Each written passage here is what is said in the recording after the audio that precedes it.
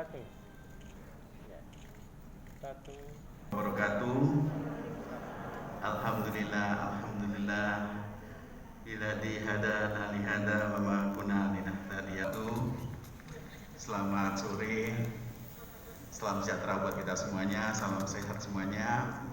Yang sangat kami hormati, pertama kali suhu saya, suhu guru bisa hadir di ruang yang luar biasa. Nanti kita banyak ulang kawaruk dari beliau ditelepon sama rate-nya adalah rate ASN. Beliau tidak melihat semacam itu atau trofi atau apapun namanya. Sekali lagi itu hanyalah sebagai indikator untuk bahwa seseorang itu mempunyai proses yang luar biasa. Ini intisarinya di situ. Lamongan, Pacitan dan teman-teman semuanya itu menunjukkan bahwa sebenarnya di tempat penjenengan ada sebuah forum anak yang sangat begitu semangatnya, tinggi effortnya di dalam mencapai apa yang kita lombakan. Jadi ini teman-teman sekalian, saya bahkan nanti tanggal 30 dan 1 Desember kami juga akan memberikan yang belum pernah selama Dirjen Dukcapil ada di dalam Kemendagri, ada Kepala Dinas Dukcapil memberikan penghargaan.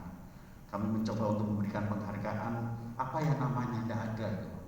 Maka saya menggabungkan APE sama dulu di bidang kesehatan, itu mungkin apa tentang karya utama Anugerah ya.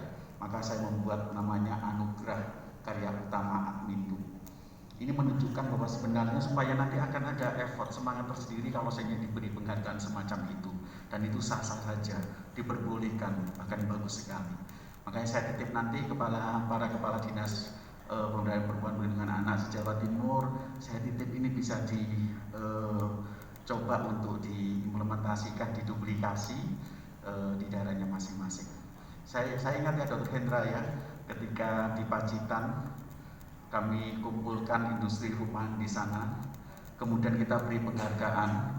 Saya melihat penghargaannya itu dipeluk. Jadi selama proses berlangsung itu dipeluk. Saking mungkin barangkali non-sewu industri rumahan yang punya modal di bawah 10 juta, sangat senang sekali dia tidak pernah mendapatkan penghargaan dari pemerintah provinsi misalkan semacam itu. Maka saya kira ini menjadi sebuah catatan. Dan penjenengan langsung menyimpulkan saja bahwa orang yang mendapatkan penghargaan itu pasti dia akan mendengarkan sesama, dan apa yang dia mendapatkan ilmunya pasti diterapkan. Ini contoh-contoh yang barangkali tidak ada salahnya kalau saya kita berbuat semacam itu. Nah, termasuk yang terakhir yang kita bahas sekarang itu adalah pemberian Anugerah Kabupaten Kota Layak Anak.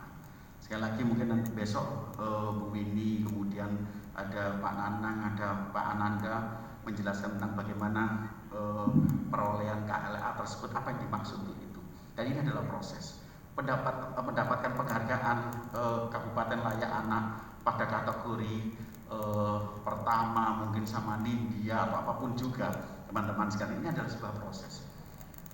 Dan ketika 3 KLA yang belum di Jawa Timur itu kemudian kita dampingi dan sebagainya, ini menjadi sebuah catatan buat kita bahwa sebenarnya menurut informasi dari Bu Sekretaris sebagai PLT bidang PDKA, bahwa semuanya sudah mempunyai perda tentang ini.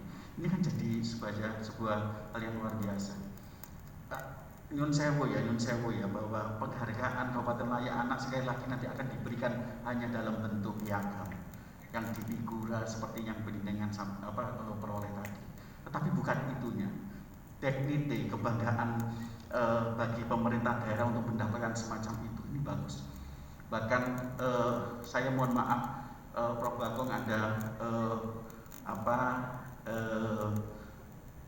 kesombongan sedikit bahwa ketika saya menyampaikan di Kementerian PPA di Bali yang lalu ya Bu Ida, bahwa saya munculkan bahwa pemberdayaan perempuan dan perlindungan anak kalau bisa dijadikan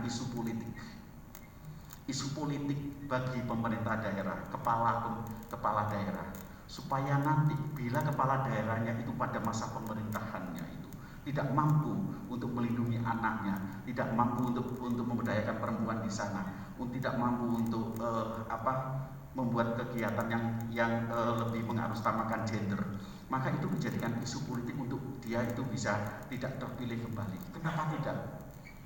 Sebab kenapa? Karena persoalan perempuan dan anak adalah persoalan besar, Bapak Ibu sekalian. Ini luar biasa. Ya, jadi saya menginginkan bahwa yang hadir sekarang nanti diberi pencerahan-pencerahan tentang bagaimana supaya mendapatkan raihan penghargaan Kabupaten Bayak-Anak. Sekali lagi bahwa itu hanyalah target target output, tapi yang paling penting adalah bagaimana proses untuk mewujudkan ini yang jadi penting. Kepala dinas mungkin tidak usah gelisah, tidak usah merasa nanti kecewa suatu ketika misalkan bahwa kenapa saya mendapatkan kategori cuman hanya ini sekian dan sebagainya. Tapi yang paling penting adalah mampu kepala daerah membuka diri bahwa anak terlindungi Indonesia maju, ibu, perempuan dan anak terlindungi Indonesia akan maju. Jadi ini menjadi tidak main-main tagline ini, bahwa sebenarnya itu adalah masuk akal, sangat masuk akal Bapak Ibu sekalian. 4 November tercatat sudah 1.561 kekerasan dan masih 42%-nya adalah kekerasan seksual yang luar biasa. Ya, jadi kalau dulu adalah kekerasan psikis yang nomor 1, sekarang adalah kekerasan seksual. Kemudian 62%-nya itu adalah tempat kejadiannya adalah di rumah tangga. Ini menjadi sebuah catatan. Ini adalah fenomena gunung es. Fenomena gunung es yang banyak sekali sebenarnya kekerasan terhadap perempuan dan anak itu terjadi. Bahkan Kementerian PPA memberanikan diri dengan bukti yang nyata, evidence based, bahwa dari 1 dari 3 perempuan di Indonesia itu mengalami kekerasan. 1 dari 3. Kalau penduduk kita itu adalah 41 juta, itu perempuannya hampir sama. Anggap aja 21 juta. Kalau 21 juta, sepertiganya berapa? 7 juta. 7 juta perempuan di Jawa Timur mengalami kekerasan. Ini menjadi sebuah catatan problem yang sangat luar biasa. Apa pendekatan kita? Kalau kita tanya, ini persoalan sederhana saja. Kita menyambut Hari Ibu misalnya gitu. Bagaimana untuk menangani kasus kekerasan yang sekarang masih meningkat? Ketua Komnas Perempuan, tadi saya talkshow sama beliau. Ketika ditanya sama penyiar radio, itu dengan apa bentuk konkretnya, masih ngambang teman-teman sekalian. Ini kan sebagai catatan, apakah benar semacam itu? Nah, ini kita harus mempunyai sebuah policy brief, grand design yang luar biasa. Kita wujudkan konkret tentang bagaimana pemberdayaan perempuan pada masa pandemi ini. Ini ya teman-teman sekalian, saya titip ya. Oleh karena itu saya bersama Bu Ida merancang sebuah, salah satunya adalah bentuk pemberdayaan perempuan yang konkret. Teman-teman yang belajar dari dinas kesehatan mungkin bisa memahami. Kita mencoba bentuk pemberdayaan itu bukan hanya sekedar top down, kita ajari begitu, tidak. Tapi kita buat semacam saya sebut adalah psycho and skill demonstration. Psycho and skill demonstration.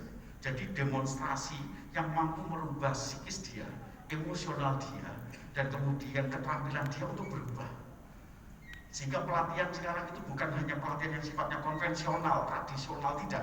Tapi kita buat bagaimana pemberdayaan perempuan itu bisa mampu kita ubah. Tahun 2021 saya sudah menyampaikan kepada Bu Ida sebagai Kepala Bidang Pemberdayaan Perempuan, supaya nanti kegiatannya itu adalah bagaimana dia bisa kita berikan pelatihan supaya pulang dari situ bisa mindset dia berubah.